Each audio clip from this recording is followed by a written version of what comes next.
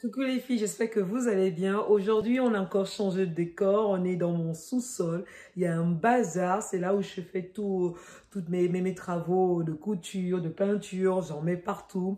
Comme la salle n'est pas encore décorée, qu'on n'a pas encore fait de travaux dessus. Donc du coup, je squatte un peu ce lieu-là. Donc ne faites pas attention au décor. Aujourd'hui, le thème, c'est comment relooker ce blouson en jean. C'est un blouson en jean oversize. C'est vraiment très oversize parce que c'est une taille M que j'ai commandé pour mon amie Stéphanie parce que c'est bientôt son anniversaire.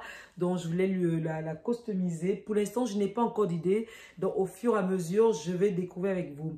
Après, ce qu'il faut, bon, j'ai tendance toujours à vous dire qu'est-ce qu'il faut. Je ne sais pas trop, mais l'essentiel déjà, il vous faut déjà la peinture spéciale Testine. Celui-ci, je l'ai commandé sur Amazon. Et les pinceaux, je ne me suis pas embêtée. Je les ai directement trouvés chez Action pour 1,90 €. Mais c'était pas cher du tout. Donc voilà, donc qu'est-ce qu'il vous faut d'autre? Au fur et à mesure, vous allez le découvrir avec moi dans la vidéo. Parce qu'il arrive souvent que je change d'idée et que je vous dis qu'il faut ça, ça, ça. Et après, en cours de route, je change d'idée. Donc du coup, je ne vais pas vous dire, mais l'essentiel, c'est quand même de la peinture de votre choix. Des pochoirs, si vous voulez faire des trucs avec des pochoirs. Mais là, pour mon blouson, j'aurais besoin quand même de la peinture et des pinceaux. J'ai aussi commandé sur AliExpress, vous allez voir tout, au courant de la vidéo, des ailes, soit brillantes, soit en tissu. Je ne sais pas encore trop ce que je vais mettre. Et je mettrai le nom de son entreprise qui s'appelle Blue M. Et donc voilà, donc, on va découvrir ensemble comment customiser cette veste en jean. Donc voilà, c'est parti parce que j'ai tendance à beaucoup parler. Donc c'est parti pour la vidéo de customisation. Je vais peindre toutes les poignées, toutes les parties couture avec une couleur dorée. Donc du coup, ça donnera un peu plus de peps.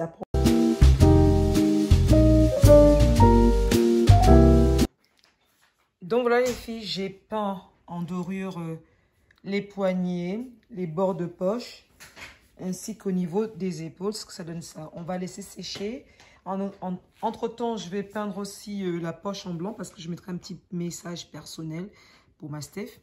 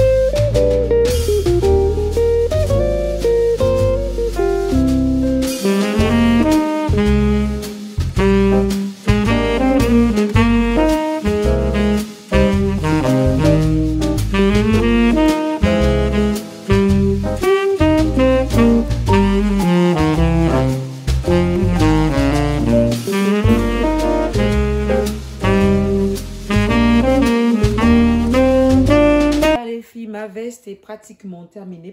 Bon, j'ai fini la partie peinture. Donc voilà, ça donne à peu près ceci. En même temps, j'ai peint, comme vous l'avez dû le voir, l'intérieur des manches. Et par contre, pour avoir cet effet tacheté, il suffit de prendre un pinceau et de le tremper abondamment et de juste faire ce mouvement-là sur la partie en question. Là, je vais la mettre au four pendant à 100 degrés, 150 degrés pendant 10 minutes pour fixer la peinture. Par contre, si vous pouvez aussi très bien le faire au fer repasser, donc n'oubliez pas de mettre un tissu entre le fer et la peinture, ne pas repasser directement sur la peinture. Cela permet de fixer la couleur et du coup, on pourra le mettre à la machine à laver. Bon, moi, je n'ai pas toujours terminé. Je vais d'abord fixer la couleur. Ensuite, je m'occuperai du derrière où je mettrai soit des ailes avec un petit message, je ne sais pas encore. Coucou les filles, bon voilà, c'est reparti. Donc 2 jours est passé depuis la dernière vidéo que je vous ai faite. Donc voilà, la veste est passée au four pendant 20 minutes, température 100 degrés. Et pourquoi? Parce qu'on peut aussi très bien repasser, mais j'avais la paresse de le faire. Donc moi, je préfère le mettre au four et puis voilà.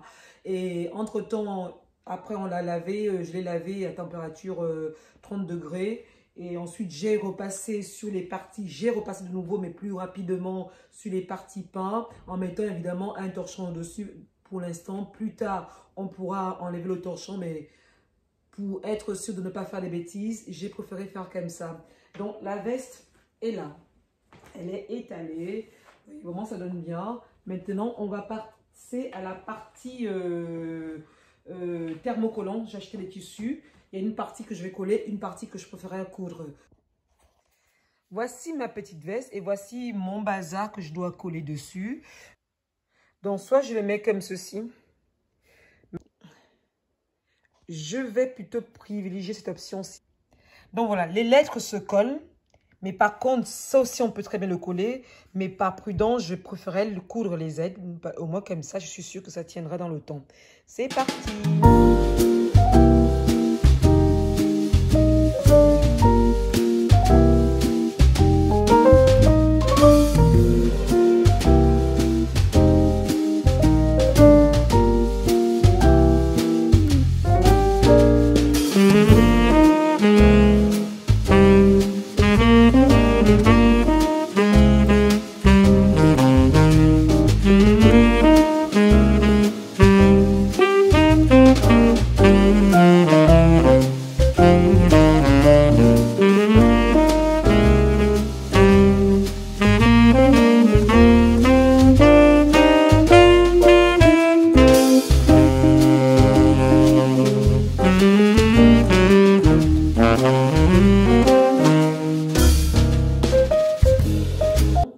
Ça donne ceci. Moi, j'adore. Du coup, elle peut retrousser les manches. Elle aura cet effet, une couleur différente.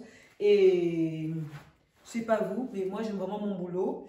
Et derrière, comme je vous l'ai montré, j'ai mis les ailes à l'envers parce que comme ça, avec les mouvements, ça donne l'illusion que les ailes qu'on vole. C'est ma version des choses, hein. Et ben, ça donne ceci. Et comme Stéphanie, elle est grande, elle doit faire 1m80, je ne sais plus, et qu'elle fait un 36-38, donc elle peut se permettre vraiment des choses très loose. Donc j'espère vraiment qu'elle va adorer cette veste. Et surtout, laissez-moi vos commentaires. Est-ce que vous avez apprécié la vidéo? Qu'est-ce que vous en dites? Et j'espère que ça lui fera vraiment plaisir parce que j'ai mis mon cœur. Oh, bon, non, mon cœur, c'est trop dire. J'ai mis tout mon amour, Stéphanie, pour cette veste pour toi. Donc voilà les filles, je vous fais plein de bisous. Surtout, prenez bien soin de vous. Et laissez-moi vos commentaires. Maintenant, il ne me reste plus qu'à emballer cette veste et de l'envoyer à la poste à ma chère Stéphanie. Ciao!